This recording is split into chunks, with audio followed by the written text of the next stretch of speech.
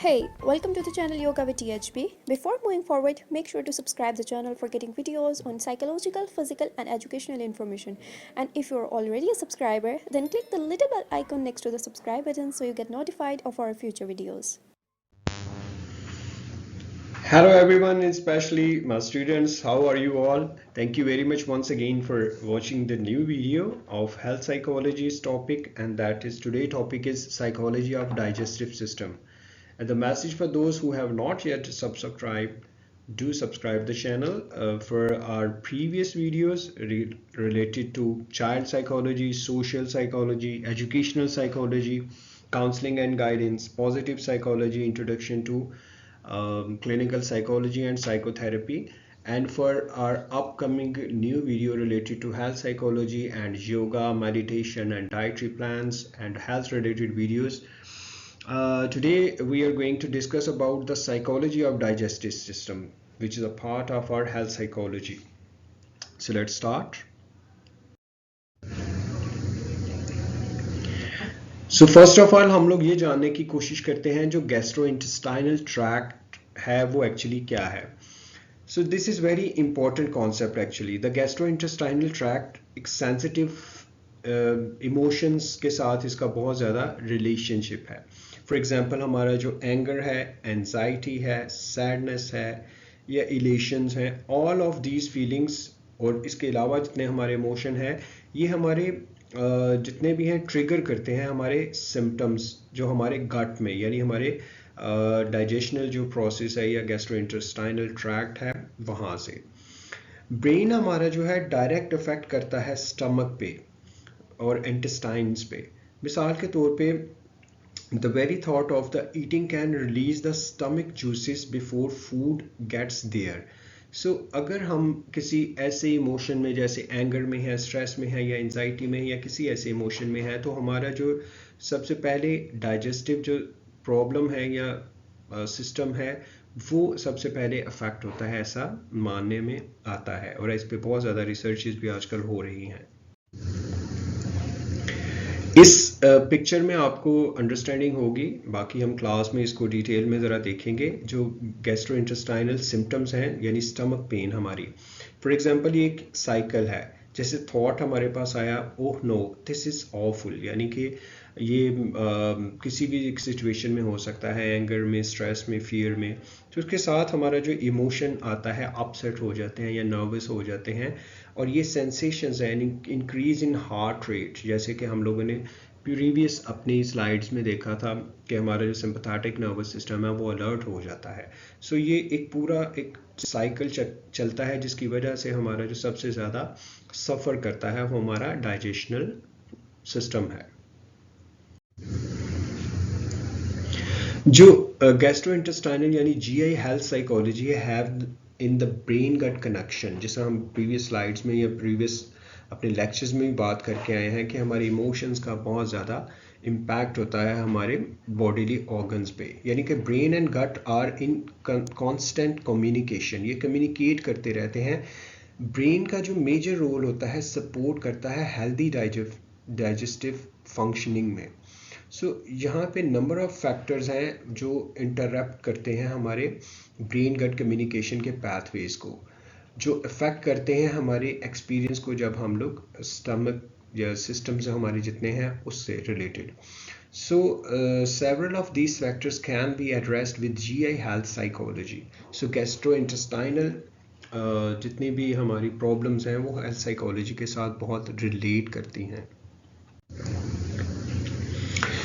कौन सा ऐसा इमोशन है, what emotions are stored in the digestive systems, इसको हम लोग देखते हैं. जैसा प्रीवियस लेक्चर्स में हम लोग एंडोक्राइन सिस्टम में भी इसको जानने की कोशिश की थी. यहाँ पे भी हम लोग देखते हैं कि डाइजेस्टिव सिस्टम पे किस तरह से असरअंदाज होते हैं. तो रिसर्चर्स ने डिस्कवर किया है जो ब्रेन एंड गट का जो कनेक्शन है क्लोजली कनेक्टेड होते हैं ये, और यहाँ पे रिलेशनशिप होता है जो बहुत ज़्यादा इम्पोर्टेंट फंक्शनिंग करता है हमारे इमोशंस को मैनेज करने में, हमारे स्ट्रेसेस को और आल्सो हमारी जो डाइजेशनल सिस्टम है उसको.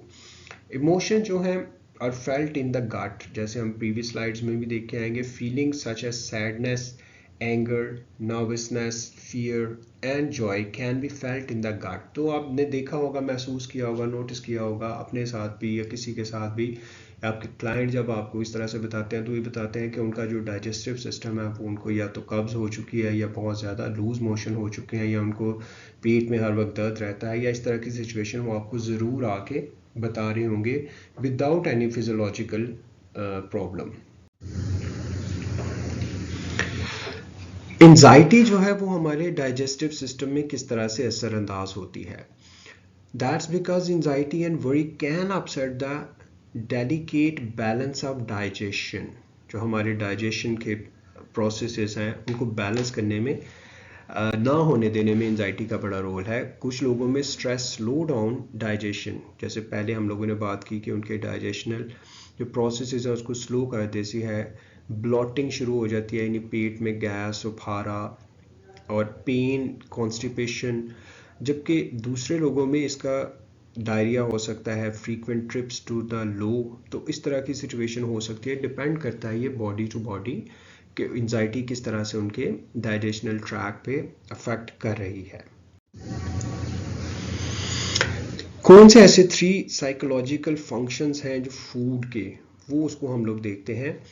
तो इसके अलावा कि satisfying physical and social needs, food must satisfy certain emotional needs. तो जहाँ पे हमारी बहुत ज़्यादा दूसरी ज़रूरियात हैं, जैसे सोशल हम लोग सेटिस्फेक्शन की बात करते हैं और उसके बाद फिज़िकल हमारी नीड्स हैं, उसके अलावा हम बात करें तो फूड हमारे जो डिफरेंट इमोशंस को कंट्रोल करने में बहुत ज़्यादा इम्पोर्टेंट रोल प्ले करता है।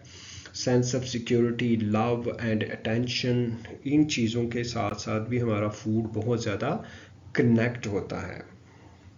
इसको हम लोग केस स्टडी जब क्लास में डिस्कस करेंगे तो then you will come to know that what actually these functions are. Disorders हमारे इसमें आते हैं डाइजेस्टिव सिस्टम में, जो हमारे इमोशंस की वजह से प्रॉब्लम आ सकती हैं, जैसे कि गैस्ट्रो एसोफेगल रिफ्लक्स डिजीज़ इसको हम लोग कहते हैं, जिसको एसिड रिफ्लक्सिस डिजीज़ भी आप लोगों ने सुना होगा या आप लोगों ने एक्सपीरियंस किया होगा या किसी से बात सुनी होगी। ये क्या होता है कि हमारे एबनॉर्मल रिफ्लेक्सेस जो एसोफेगस में होते हैं, यानी जहाँ हमारी फूड जो है, फूड की नाली जो है, जो हमारे स्टमक के साथ, जो हमारे मैदे के साथ कनेक्ट है, वहाँ पे actually commonly due to changes in the barrier between the oesophagus and the stomach.